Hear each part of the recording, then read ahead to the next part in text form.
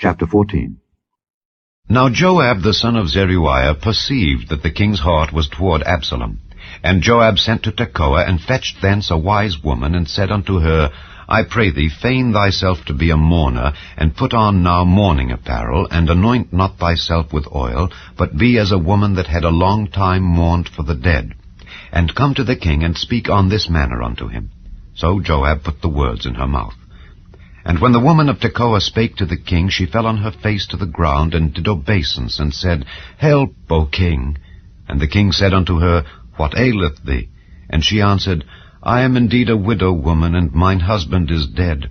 And thy handmaid had 2 sons, and they 2 strove together in the field, and there was none to part them, but the one smote the other, and slew him.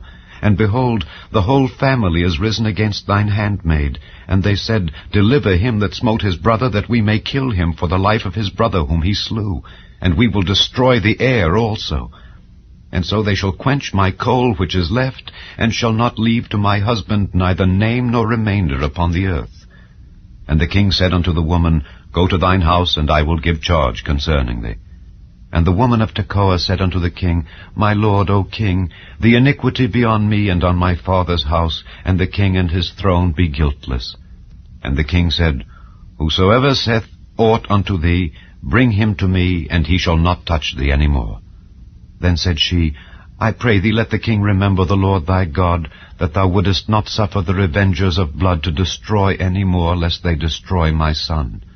And he said, As the Lord liveth, there shall not one hair of thy son fall to the earth.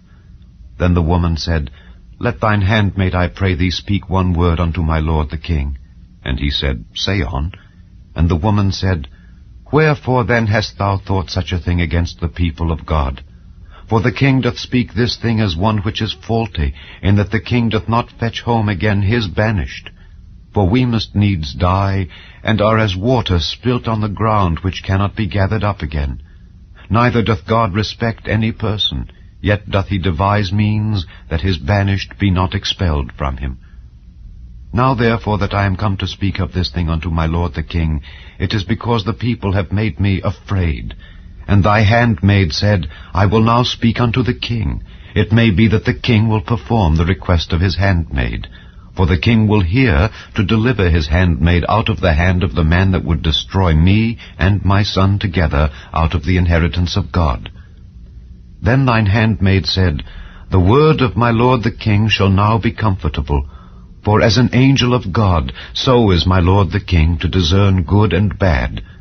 Therefore the Lord thy God will be with thee. Then the king answered and said unto the woman, Hide not from me, I pray thee, the thing that I shall ask thee. And the woman said, Let my lord the king now speak.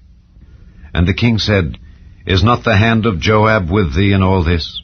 And the woman answered and said, As thy soul liveth, my lord the king, none can turn to the right hand or to the left from aught that my lord the king hath spoken. For thy servant Joab, he bade me, and he put all these words in the mouth of thine handmaid. To fetch about this form of speech hath thy servant Joab done this thing. And my lord is wise, according to the wisdom of an angel of God, to know all things that are in the earth. And the king said unto Joab, Behold, now I have done this thing. Go therefore, bring the young man Absalom again. And Joab fell to the ground on his face, and bowed himself, and thanked the king. And Joab said, Today thy servant knoweth that I have found grace in thy sight, my lord, O king, in that the king hath fulfilled the request of his servant. So Joab arose and went to Geshur, and brought Absalom to Jerusalem. And the king said, Let him turn to his own house, and let him not see my face. So Absalom returned to his own house, and saw not the king's face. But in all Israel there was none to be so much praised as Absalom for his beauty. From the sole of his foot even to the crown of his head there was no blemish in him. And when he polled his head, for it was at every year's end that he polled it, because the hair was heavy on him, therefore he polled it, he weighed the hair of his head at 200 shekels after the king's weight. And unto Absalom there were born 3 sons and 1 daughter, whose name was Tamar. She was a woman of a fair countenance. So Absalom dwelt 2 full years in Jerusalem, and saw not the king's face. Therefore Absalom sent for Joab to have sent him to the king. but he would not come to him. And when he sent again the second time, he would not come. Therefore he said unto his servants, See, Joab's field is near mine, and he hath barley there. Go and set it on fire. And Absalom's servants set the field on fire. Then Joab arose and came to Absalom unto his house, and said unto him, Wherefore have thy servants set my field on fire? And Absalom answered Joab, Behold, I sent unto thee, saying, Come hither, that I may send thee to the king, to say, Wherefore am I come from Geshur? It had been good for me to have been there still.